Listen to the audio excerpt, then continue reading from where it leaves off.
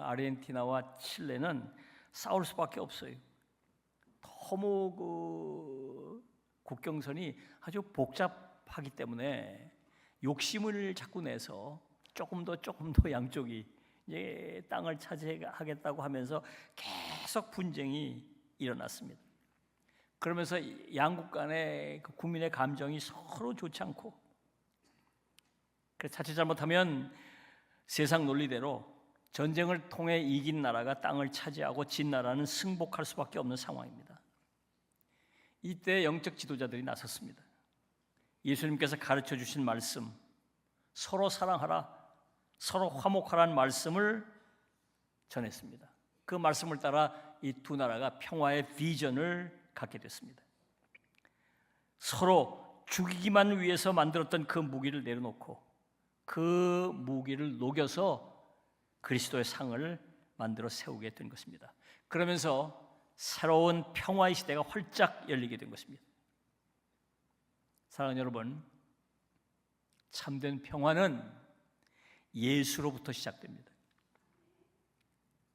그분의 말씀을 듣고 그분의 사역을 본 사람들이 참된 평화의 비전을 갖게 됩니다. 성령의 도우심으로 그 평화의 비전을 삶 속에서 실천하게 됩니다.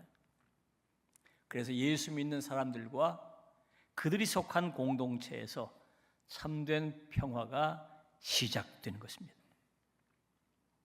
여러분, 근본 성탄절에 다시 한번 주님이 주시는 참된 평화의 비전을 갖게 되시길 바랍니다. 그리고 성령의 능력을 따라 그 비전을 실천하며 이루어 가시길 바랍니다. 그래서 여러분의 가정에 주님의 평화가 충만하시기를 바랍니다. 여러분의 삶의 일터에, 삶의 공간에 다툼과 미움과 증오와 갈등이 있는 여러분의 삶의 공간에 주님 주시는 샬롬이 충만하시기를 주의 이름으로 축원합니다. 자, 그러면 예수님으로부터 시작된 이 평화는 세상의 평화와 어떻게 다른 걸까요? 6절을 보면 그의 이름은 평강의 왕이라 할 것임이라 말씀하고 있어요. 이 땅에 오신 아기 예수의 이름을 평강의 왕이라고 부르게 될 것이라는 말씀입니다. 평강의 왕이란 말은 샬롬이란 말을 번역한 것입니다. 이 샤르라고 하는 말은 왕 또는 통치자를 말합니다. 권위와 능력으로 다스리는 사람을 말하는 것입니다. 그리고 샬롬은 평화, 평강, 평안, 여러 가지 말로 성경에 번역되어 있는 말인데요, 이 샬롬은 세상에서 말하는 평화하고는 차원이 다른 말입니다. 단지 전쟁이 없는 상태를 말하는 게 아니에요. 한마디로 전쟁이 없으면 물론이고 전쟁할 이유조차 없는 상태를 말하는 것입니다. 먼저 관계가 회복돼서 내적인 평안이 이루어지고, 그리고 그들에 의해서 화해가 이루어지며 결국은 외적으로 평화가 이루어진 것을 말하는 것입니다. 그렇습니다. 예수님께서 이 세상에 오셨을 때 그 이름을 평강의 왕이라고 부르라고 말씀하셨어요. 우리가 이 이름에 주목해 볼 필요가 있습니다.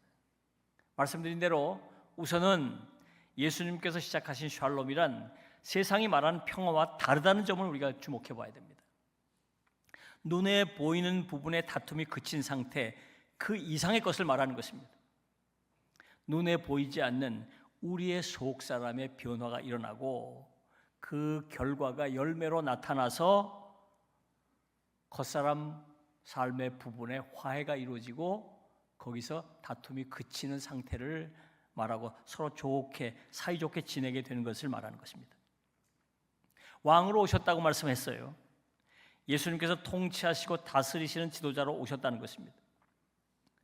예수님께서 왕으로 오셔서 다스림을 통해서 샬롬이 이루어진다는 말입니다. 샬롬이 그냥 이루어지는 게 아니라 사람 사이의 협정, 평화 협정을 통해서 이루어지는 게 아니라 예수 믿고 그분을 왕으로 모시고 그분의 다스림 속에 살고 있는 사람들에게 변화가 일어납니다. 그 속 사람이 변화하는 거예요. 그 변화가 이제 겉사람의 변화로 이루어집니다. 그리고 삶의 변화로 이루어지고 평화의 열매를 맺게 되고, 그래서 진정한 평화가 이루어지게 되죠. 그게 샬롬입니다. 자, 그러면 예수님께서 주시는 이 샬롬, 평화는 세상이 주는 것과 다르다고 말씀했는데, 예수님께서 주시는 샬롬은 구체적으로 어떤 것일까요? 성경을 종합해 보면 이 샬롬에는 세 가지 모습이 있어요. 세 가지. 첫째, 하나님과의 화평입니다. 로마서 5장 1절을 보면 이렇게 말씀하고 있습니다. 우리 주 예수 그리스도로 말미암아 하나님과 화평을 누리자. 원래 하나님과 우리 사이에 큰 문제가 있었습니다. 이사야 5장 9절을 보면 오직 너의 죄악이 너희와 너희 하나님 사이를 갈라놓았고 그랬어요. 우리의 죄가 하나님과 우리 사이를 갈라놓았다는 거예요. 하나님과 우리 사이에 죄가 장벽이 돼서 다 갈라놓았다는 거예요. 심지어 로마서 5장 10절을 보면 우리가 원수 되었을 때 그랬어요.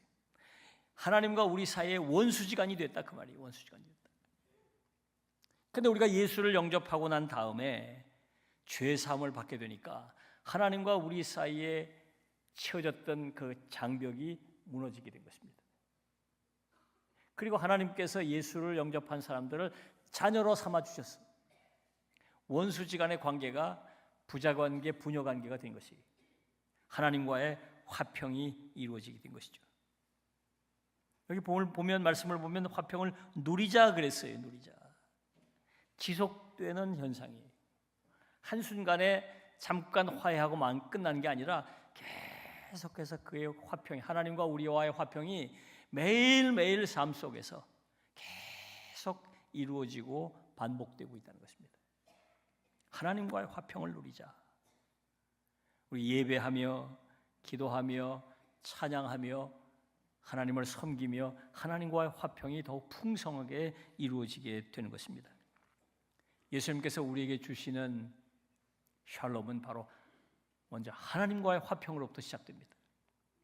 이번 성탄절에 여러분들이 더욱더 하나님과의 화평을 풍성하게 누리시기를 바랍니다. 두 번째, 삶의 평안이에요. 요한복음 14장 27절을 보면 이렇게 말씀하고 있습니다. 평안을 너에게 끼치노니 곧 나의 평안을 너에게 주노라. 내가 너에게 주는 것은 세상이 주는 것과 같지 아니하니라. 너희들 마음에 근심하지도 말고 두려워하지도 말라. 예수님께서 제자들과 마지막 만찬을 하시면서 제자들 곁을 떠나실 것을 말씀하셨습니다. 그것도 십자가에서 죽으실 것을 말씀하셨어요. 제자들이 얼마나 놀랐을까요? 근심, 걱정, 두려움이 막 해일처럼 밀려오는 거예요.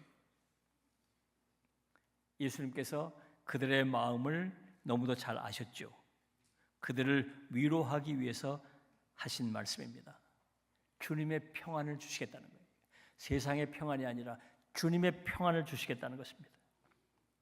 이 세상 사람들이 모르는 아주 신비한 평안, 이 세상에서는 경험할 수 없는 아주 특별한 평안을 너에게 주겠다 말씀하신 것입니다. 그 평안은 우리 안에 염려, 근심, 걱정, 두려움, 좌절, 절망이 다 사라지는 우리의 내적인 평안을 말하는 거예요. 우리의 삶 속에서의 평안을 말하는 것입니다. 사실 우리가 세상을 사는 동안 매일매일 눈앞에 일어나는 일들 때문에 염려를 하게 되죠. 또 예측할 수 없는 불확실한 미래를 내다보며 늘 불안하게 됩니다. 생각지 못했던 위기를 겪으면서 두려워하게 돼요. 늘 우리의 마음속에는 염려, 근심, 걱정이 막 파도처럼 일렁입니다. 평안이 없는 것이죠. 마태복음 6장 30절로 32절을 보면 예수님께서 이렇게 말씀하셨어요.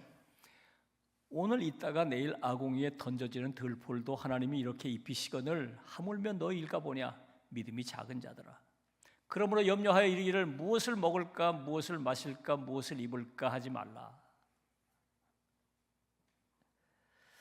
여러분, 우리가 인생을 살면서 평안을 자꾸 잃어버리는 이유는요, 믿음이 없기 때문에 그래요. 믿음이 흔들리기 때문에 그래요. 이번 성탄절에 여러분의 마음속에 주님 주시는 평안이 충만하시기를 주의 이름으로 축원합니다. 그리고 세 번째로는 사회적인 평화예요. 이사야 2장 4절을 보면 이렇게 말씀하고 있습니다. 무리가 그들의 칼을 쳐서 보습을 만들고 그들의 창을 쳐서 낫을 만들 것이며 이 나라와 저 나라가 다시는 칼을 들고 서로 치지 아니하며 다시는 전쟁을 연습하지 아니하리라. 칼을 보습으로 만든다. 창을 내려놓고 그것을 낫을 만든다. 그러니까 사람을 죽이려고 하던 그 무기를 녹여가지고 농기구를 만든다. 이게 샬롬의 비전이에요. 샬롬의 비전.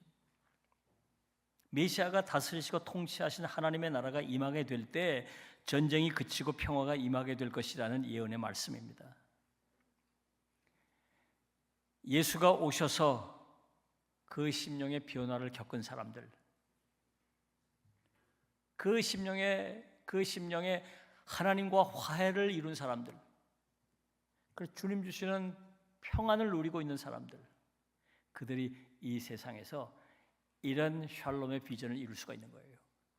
이웃과의 사이에서 화해를 이루고 다투고 전쟁할 상황에서 서로 더불어 살 수 있는 상황을 만들어가는 일이 시작되는 것입니다.